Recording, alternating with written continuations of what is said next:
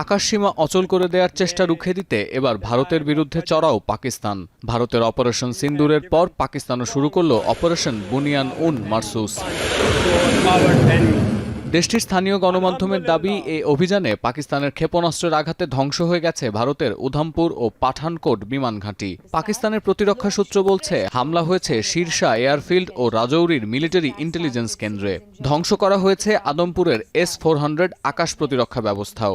এমন পরিস্থিতিতে নতুন করে আরও 8টি সহ মোট 32টি বিমানবন্দরে বেসামরিক বিমান চলাচল 15 মে পর্যন্ত স্থগিত করেছে ভারত সরকার। এছাড়া ভারতের অমৃতসরে একটি ক্ষেপণাস্ত্র সংরক্ষণাগার গুড়িয়ে দেওয়ার দাবি করছে পাকিস্তান। এই স্থাপনাটিতে দূরপাল্লার সুপারসনিক ক্ষেপণাস্ত্র ব্রাহ্মোস মজুত করে রাখা হতো বলে জানা গেছে। এছাড়া শনিবারের হামলায় দেহরাঙ্গিয়ারিতে অবস্থিত ভারতীয় আর্টিলারি ইউনিট ধসে গেছে বলে উল্লেখ করেছে সংবাদ মাধ্যম ডন। যদিও অমৃতসরের মিসাইল ফ্যাসিলিটি লক্ষ্য করে ছোড়া পাকিস্তানি ক্ষেপণাস্ত্র ও ড্রোন প্রতিহতের দাবি করছে ভারত। শেকড় থেকে শিখরে চলমান এই ক্ষেপণাস্ত্র যুদ্ধের মধ্যে ন্যাশনাল কমান্ডের কর্মকর্তাদের নিয়ে বৈঠক ডেকেছেন প্রধানমন্ত্রী শেহবাজ শরীফ। ডেপুটি প্রধানমন্ত্রী ইসহাক ডার বলেছেন, সার্বভৌমত্ব রক্ষার এই লড়াইয়ে যে কোনো পরিস্থিতির জন্য প্রস্তুত আছে পাকিস্তানের সেনাবাহিনী। আর সেনাপ্রধান আসিম মুনিরের বক্তব্য, যুদ্ধটি পাকিস্তান শুরু না করলেও শেষ করবে এবং গোটা বিশ্ব এর সাক্ষী হবে। পরিস্থিতি প্রশমনে সেনাপ্রধানের সঙ্গে কথা বলেছেন মার্কিন পররাষ্ট্রমন্ত্রী মার্কো রুবিও। এর আগে শনিবার মধ্যরাতে পাকিস্তানের কয়েকটি বিমান ঘাঁটিতে হামলা চালায় Bharat.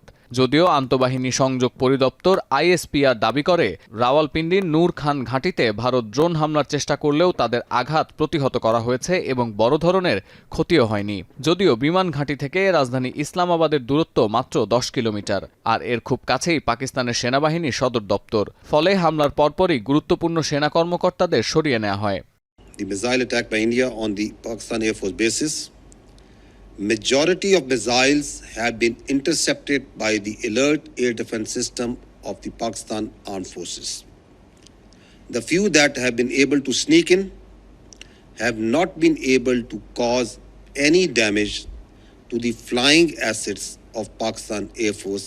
Pakistan has responded and will continue to respond to any such forms of aggression. The Indian government and the Indian armed forces, they've been responded to in the sense that we defended ourselves to this unwarranted aggression. তবে এই হামলার পর শনিবার দুপুর পর্যন্ত পাকিস্তানের আকাশসীমায় সব ধরনের বিমান চলাচল নিষিদ্ধ করেছে ইসলামাবাদ। করাচি বিমানবন্দর থেকে যাত্রীদের সরে যাওয়ার নির্দেশও দেয়া হয়েছে। এছাড়া শুক্কুর বিমানবন্দরের কাছাকাছি একটি বিমান ঘাঁটিতে হামলার চেষ্টা করা হলে ভারতীয় সেই ড্রোনও প্রতিহত করা হয়েছে বলে জানাচ্ছে প্রতিরক্ষা সূত্র। এদিকে পাকিস্তানের এই হামলার তীব্র নিন্দা জানিয়েছে ভারতীয় সেনাবাহিনী। বিশেষ করে তাদের অভিযোগ, বেসামরিক নাগরিকদের যুদ্ধের বলি করছে ইসলামাবাদ। এছাড়া পরিস্থিতি বিবেচনায় সরকারি হাসপাতালে জরুরি বিভাগ পর্যবেক্ষণ করেছেন দিল্লির মুখ্যমন্ত্রী রেখা গুপ্তা। অন্যদিকে ভারতের অভিযোগ সত্ত্বেও পাকিস্তানকে $1 বিলিয়ন বেশি ঋণ দেয়ায় IMF এর বিরুদ্ধে চটেছেন ভারত নিয়ন্ত্রিত জম্মু কাশ্মীরের মুখ্যমন্ত্রী ওমর আবদুল্লাহ। সতীর্থ কর্মকার, এখন বিশ্ব।